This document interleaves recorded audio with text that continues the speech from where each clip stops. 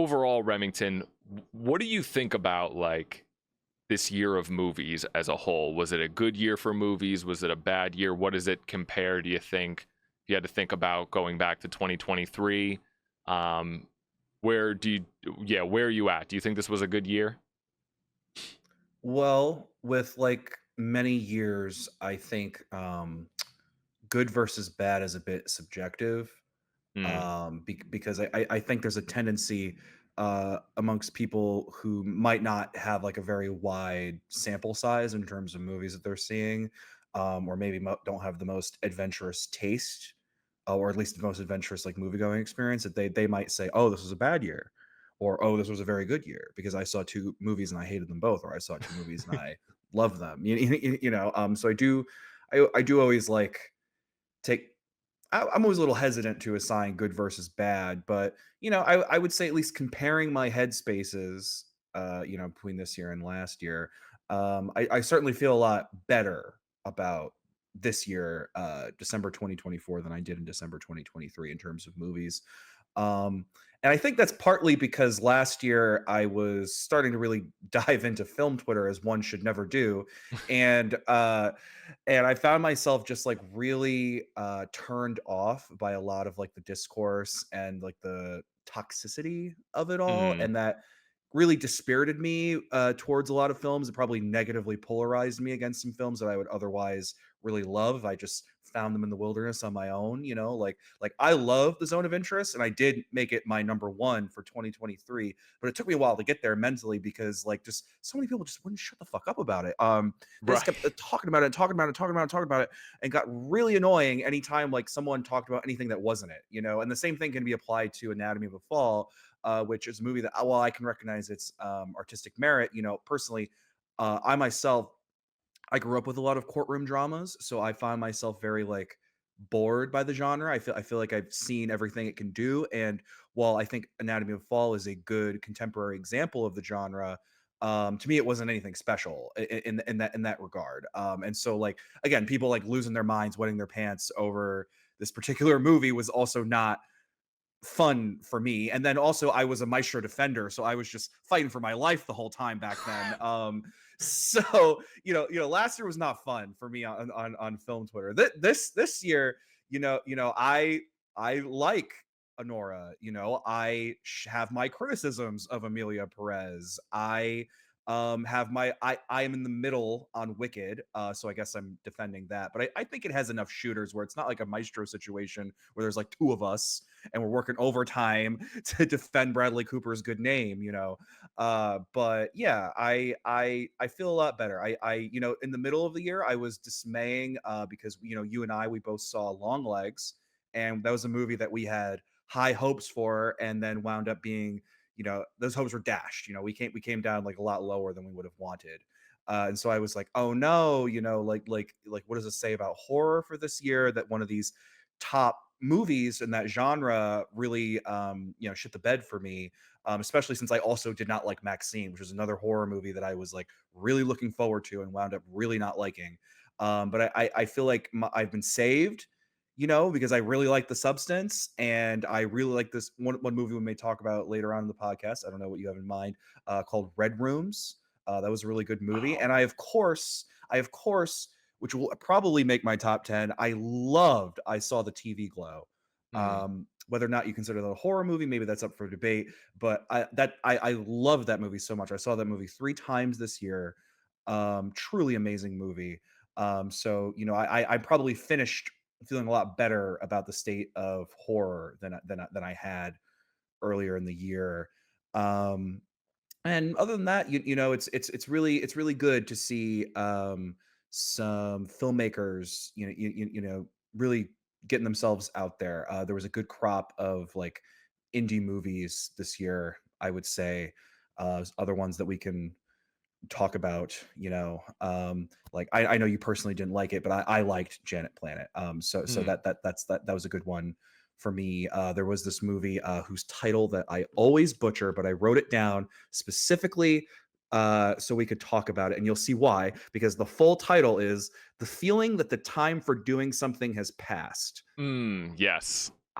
Yes, I saw that at the IFC, which is in Greenwich Village in New York City, and I loved it. It's so funny. It's a really fun movie. You have to kind of like get on its level, I think. But once you just like let sit back, accept what you're getting yourself into. I think it's a lot of fun. And also, not an unsung hero, but definitely an underdog in terms of this year's like awards conversation, awards race, and also like just like what critics are choosing to spend their time highlighting. Hundreds of Beavers. Now Absolutely love that movie. I show that movie to like everyone, constantly, all the time. And now I'm mad that it's like free on YouTube because as soon as it hit VOD, I was like, oh, I'm owning this. I'm just gonna keep playing this over and over. And now you can just watch it for free on YouTube. I was a little peeved. I was like, ah, you couldn't have done that earlier. But yeah, no. So I think it was also a pretty decent year for indie movies.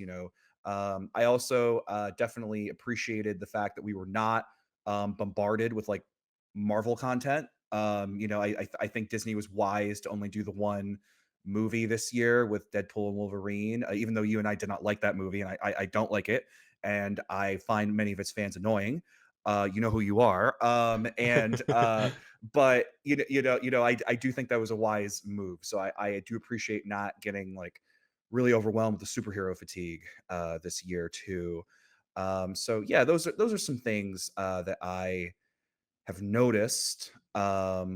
Definitely interesting to see two big overseas, actually three big overseas like indie directors kind of bring their stuff to America.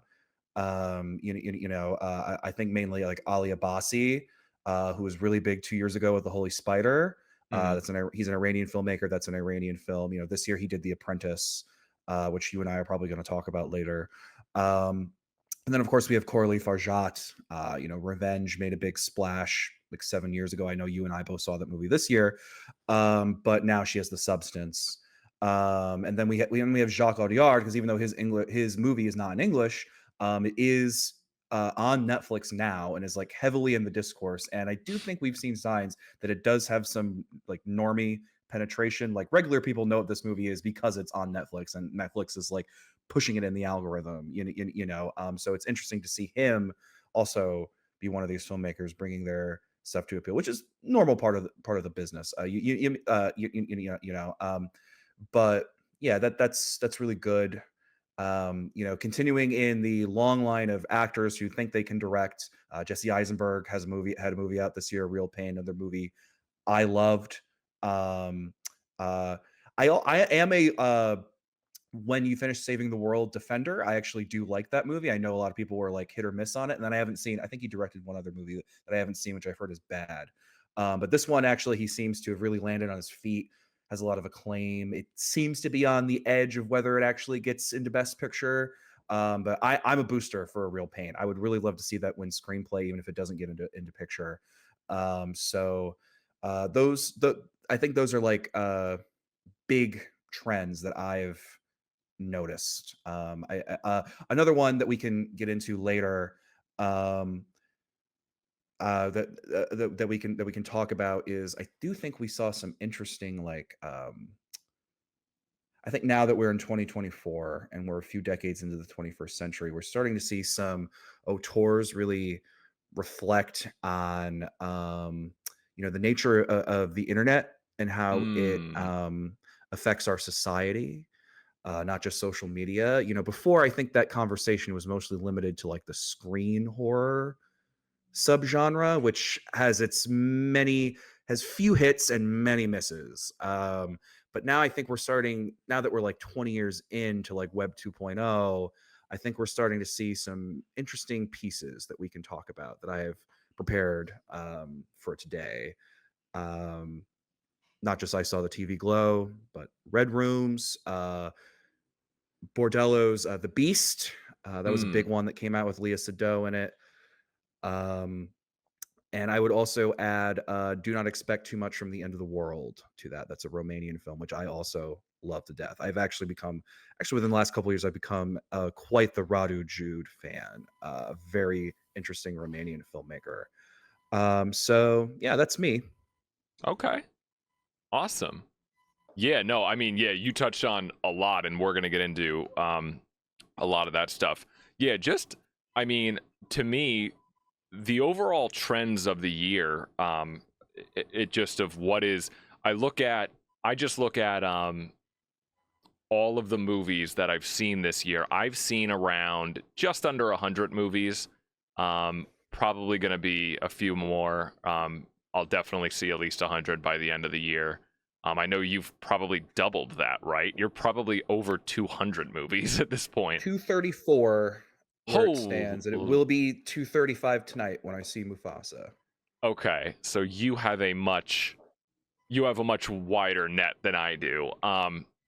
But I feel like, yeah, and you touched on this, but I feel like when I look at the list from this year and I compare it to last year, the one big thing that stands out in my mind is the absence of Marvel movies and superhero movies in general. Now, that's not true. Obviously, we had Deadpool and Wolverine, I think, being the biggest movie of the summer, begrudgingly, behind what Inside Out 2. And Yeah. then I totally forgot too. What was so annoying was we had three Sonyverse movies come out this year, all becoming these big meme movies with Madam Web in the beginning of the year. It's funny. I forgot Venom and The Last Dance came out already. I didn't see any of these movies, but I forgot that that came out. And now Craven the Hunter is out, and everyone's talking like that is one of the worst ones yet. And yeah, it's funny how I feel like out of all three of those movies, it feels like Venom was the one that got the least discourse. It feels like that movie just kind of came and went within a week, to Yeah. where people were talking about Madam Web for like the entire first half of the year. Um, so yeah, it was interesting seeing like, okay, and you could even say that um, superhero movies are on the decline because like the most superhero movies we got this year was um just these knockoff dollar store bin Sony movies. Um, for the most part, other than Deadpool and Wolverine. Will that continue into next year? Yeah, I mean, we just got the Superman trailer this morning. There's going to be a ton of Marvel coming back. So I feel like this was an interesting year, particularly just to see, like, okay, what does a year in movies look like where superhero movies are mostly on the decline, or not taking up the conversation.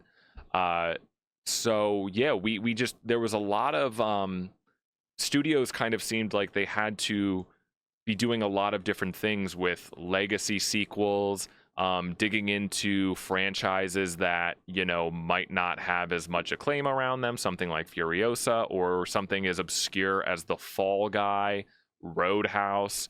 A lot of these, yeah, reboots, and we got a new. Also, big year for Ridley Scott having, I know he didn't direct Alien Romulus, but between Alien Romulus and Gladiator 2, I feel like Ridley Scott has been in the conversation a lot. Uh but yeah, also a big year for horror, indie horror. Um Yeah. I And think Ridley Scott, his director's cut for Napoleon dropped this year too. that's right. Um Yeah. On Apple TV. If you have Apple TV, you can go and watch it. Now, I watched it. I've Yeah, I've heard people talk about that. So yeah, just like we got a new Shyamalan, a lot of just old legacy white directors doing their passion projects. As they're kind of on like taking their one last victory lap. Yeah. That's been Coppola. a trend since 2019 with Almodovar's Pain and Glory. Mm, And then since then, you had Spielberg's The Fablemans, and you had the last film show. I forget the filmmaker's name, but he's a big filmmaker in India, and the last film show got some Oscar play like 2 years ago. It was on the short list for international feature. And then you have what was it? Was it Armageddon Time? That was another mm. one from like James Gray. That's in that vein. Um, but yeah, and then Kevin Smith's the 430 movie. That's another big retrospective one that came out this year. Did you have another one that you were thinking of? But yeah, that's been like a trend that's been going on the last like 5 or 6 years. Yeah, most notably was obviously Megalopolis, and the other one Yes, was Dawn of Megalopolis as yeah, well. was Kevin Costner's Horizon, an American Saga, Part One. Yeah, I R.I.P. It was so funny. Not to cut you off, I'm no sorry, no but no. it was so funny because I booked the part 2 ticket, like, well in advance. And then, like, I just canceled it once the news came out that it wasn't gonna happen, but my calendar app never, like, deleted the notifications. It was so funny, like, in the middle of August, I think it was, just getting a random notification. And it was y like, "Get to the train in 30 minutes because you gotta make, like, America you gotta make Horizon American like, Saga Chapter 2," you know? I was just like, "Oh, RIP, Kevin, no." It's so fascinating. I mean, yeah, just the whole concept behind that, where it's going to be a 3 hour epic. It's going to be a part one, an original Western. I saw it in the when it came out. I think there was just one other elderly couple in the theater. I don't even think they were aware that they were walking into a 3 hour movie. And that's the thing now, too. It's like some of these auteurs, I mean, even Scorsese with Killers of the Flower Moon, I mean, these people are making these old guys that are just got all the money and control in the world. They're making these 3 hour epics. People are going into movies not knowing that they might get out like losing like 6 hours of their day going to see this movie. So yeah, there's a lot of Kinds of Kindness, Yorgos Lanthimos getting a theatrical release for like a 3 hour anthology movie. I think this year overall is better than 2023. Just when I look at like the movies, the top 10 movies kind of just hovering around my top 10 list right now, like the top 15 on my list. They're probably going to shuffle around a little bit more once I give it a little bit more thought. I mean, we got things like Hundreds of Beavers is one of my favorite movies this year easily. It could I already put it like on my top 50 of all time. I did the same thing. I bought it on YouTube. I've watched it, just put it on in the background a million times, just watching the individual scenes. But when I look at like these top 15, 20 movies, um, they're movies I really love, And then when I go to my 2023 top movies, there's really not, I'm not as passionately in love with my top 10 or like top 15 from last year as I was this year. Um, Mainly the only real, like my favorite movie of last year was Poor Things, which I think is a masterpiece, excuse me. I think God's like Godzilla minus one, Poor Things, and Killers of the Flower Moon were the ones that I was like, okay, these are like all timers, amazing. And everything from there, I loved Beau is Afraid, Oppenheimer was on there, Missing, Spider-Man Into the Spider-Verse, Bottoms, and then there was, just these other two indie movies. But then once you start going down the list, I mean, it kind of they're good, solid movies. We had like a John Wick movie last year. We had a new Mission Impossible. I really like The Master Gardener. So there's a Sisu, Blackberry. There's some good ones in there, but not. I mean, Mhm. when I'm looking at this year, I mean, Furiosa, The Apprentice, The Substance, A Real Pain, like these so many of these movies that are on my top 10 could have easily been in my like number one or like number in the top Yeah, 3 last year, so I'm much more yeah. passionate about the cream of the crop of this year than I was last year for sure. um Well, yeah, I do think I recall in 2023 having this recurring feeling of having my expectations like significantly raised for a movie because I just like heard a bunch of people talking about it and got really excited and then like not liking it or thinking it was just only just okay. And so definitely I can recall feeling that way, especially since, like, it's like, oh yeah, I wasn't as high on Anatomy of a Fall as other people are, and I um wasn't as high on like past lives as other people was. You probably other people were. So definitely I can relate to that feeling. But just looking over my 2023 list, the 10 I think are still good. I still like everything in the 10, and would probably revisit anything that's in the 10 at some point. In fact, I've actually seen May December was my number 5 last year, Mm, and I've already watched that multiple times. right. I think that's a really good movie. Same thing with Theater Camp. That was my number 6. I really like that movie. I've seen it a handful of times. And then really the only thing that I would cringe about would be in the honorable mentions. And I had last year, how many? 3, 6, 9. I had like 12 honorable mentions. So probably my number 22, if I was betting. I would probably take that out if I could go back and do it again, because that last year I was a little bit, not completely. I was a little bit of a Napoleon defender, Okay. because I interpreted the movie as kind of like um, an Englishman taking the piss out of the legend of Napoleon. And that's what I thought Ridley was doing by portraying Napoleon as being like a weird little freak, with Joaquin Phoenix's performance. And I was like, oh, that's really interesting. And you couple that with some of like the great action set pieces throughout that movie with the battles and all the excellent costumes and production design. And I was like, oh, that's really interesting. And I was really looking forward to the director's cut, which was initially promised to be 4 hours long. We did eventually get the director's cut, but it was not 4 hours long. It was like 3.5, 3 hours, 20 minutes, something like that.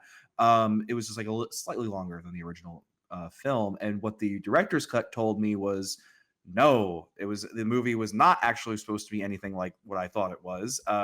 Ridley just wanted to do a really cool Napoleon movie with a lot of like great battles, and anything that I was reading into it was completely incidental, but because of the fact that Ridley has, in his older age, um, this is the theory, is that he is not quite as adept at directing actors anymore. Which, Mm, since he's working with great talent, what that great talent then does in that vacuum is they just kind of like make their own choices, and Ridley doesn't really push back on it. So that's why you get Joaquin Phoenix being like a weird little freak as Napoleon, and that's why you get all of the very discordant performances all throughout House of Gucci, for mm. example.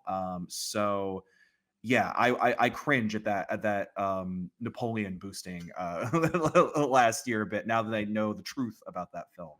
Yeah. Um, I mean, yeah, it happens.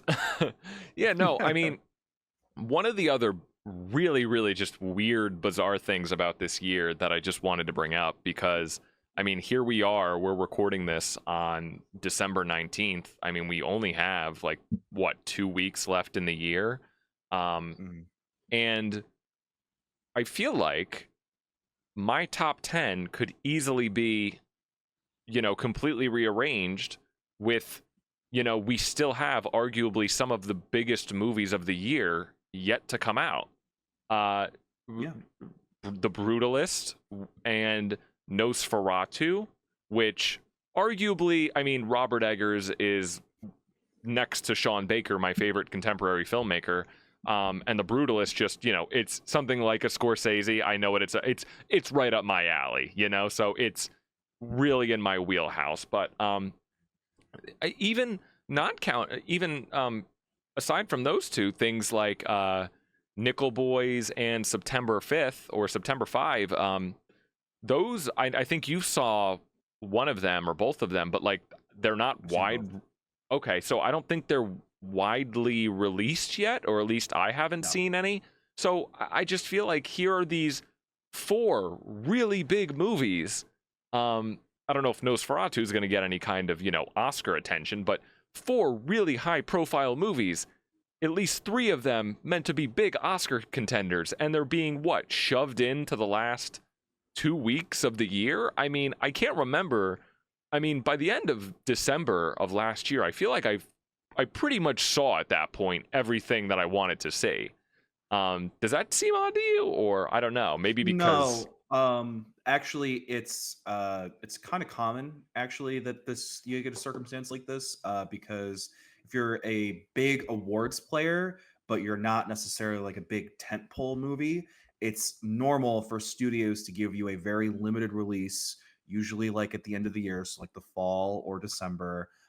So that way you qualify because Academy rules say that you have to have a release for at least like I don't know if it's like a week or a couple days in at least like one or two major cities in the US. So that's usually LA or New York. And that's to qualify. And then once you get nominated, the theory is then that, oh, you're nominated. Normies, well, not normies, but like people who like movies but aren't into movies like you or sure, I, yeah, they yeah, pay attention to what the best picture nominees are. And they will go and once they hear something is Oscar nominated, they will then go to the theaters to go and see it. So that's when it goes into wide release in like January and February, because they can then maybe make some money, you know. yeah. So that's like very normal strategy. No, Um, yeah, that's true. No, you're right. I know I know there's the trope of, you know, once summer's over and the big blockbusters are done of the summer, and once you start getting into fall, that pretty much becomes, you know, all the prestige movies start coming out, and you kind of feel like all of the best movies come out in kind of, you know, around the fourth quarter of the year. And right, I mean, some of them will. There's your Christmas releases, and you know, you get, but yeah, I guess I just maybe because Nosferatu and The Brutalist are in particular are so high up on my anticipation list.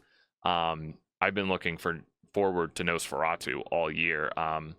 But yeah, just the idea of two of the biggest movies coming out so late that I'm so interested in, and I could just see easily being in my top 10, because you know your taste, right? Like, you know, okay, this could easily be one of my favorites of the year.